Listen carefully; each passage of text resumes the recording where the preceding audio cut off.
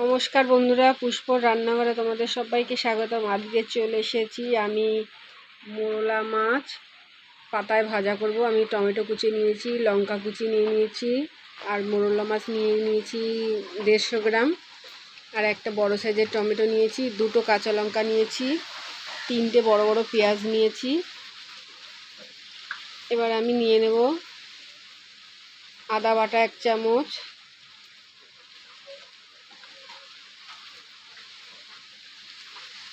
রসুন বাটা 1 চামচ,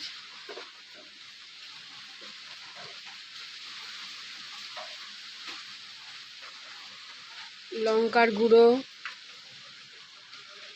1 চামচ, কারণ আমি বেশি ঝাল খাই না তাই কমই নিলাম।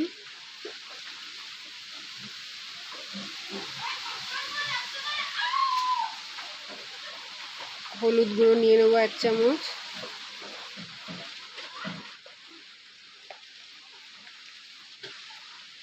স্বাদ মতো লবণ নিয়ে নেব। এবার কেটে রাখা টমেটোটা দিয়ে দেবো,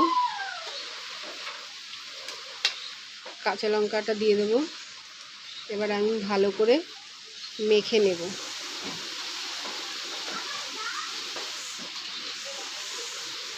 মেখে নিয়েছি। এবার আমি মোরলা মাছগুলো দিয়ে দেবো, কারণ মোরলা মাছগুলো দিলে বেশি আমি তো মাখতে পারবো না, হালকা করে মাখতে হবে। এবার আমি দিয়ে দেবো তেলটা আমি ঢেলে নিয়েছি, নাহলে এক হাত দিয়ে তো অসুবিধা হচ্ছে। এবার আমি ভালো করে এটাকে নিয়ে নেবো।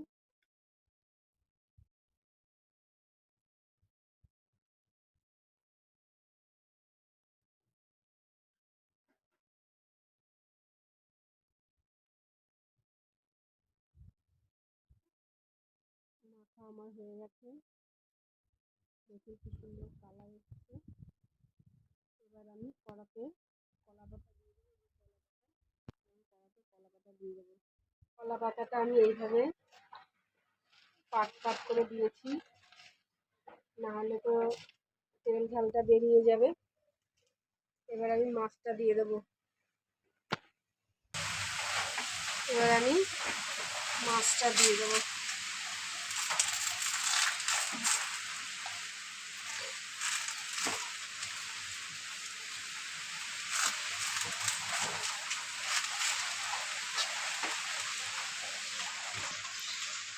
হয়ে গেছে আমার পাতায় ভাজা মাছ সাজানো। এখন আমি গ্যাসটা একদম লো ফ্লেমে রেখে দেব, আর আমি ঢাকা দিয়ে দেবো। এবার আমি কলা পাতাটা উল্টে নেব।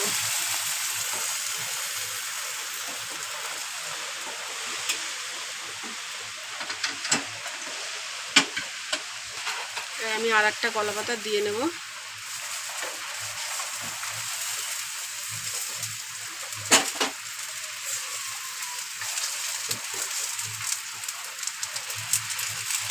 আমি এটা উল্টে দেবো।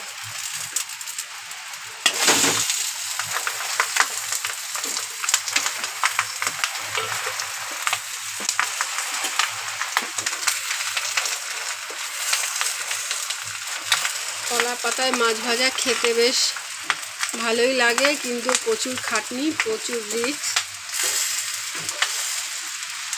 আপনাদের যদি ভালো লাগে তাহলে আপনারা এইভাবে করে খেয়ে দেখবেন, গরম ভাতের সঙ্গে কোনো কথা হবে না। আমার ওপাশটা হয়ে গেছে, এবার এই পাশটা আমি আবার 10 মিনিট ঢাকা দিয়ে রাখবো। হয়ে গেছে আমার পাতায় ভাজা মাছ। এবার আমি নামিয়ে গরম ভাতের সঙ্গে পরিবেশন করব।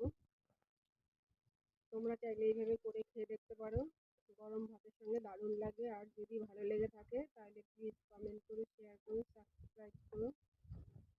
এবার আমি নামিয়ে নেব। দেখো বন্ধুরা কি সুন্দর হয়েছে।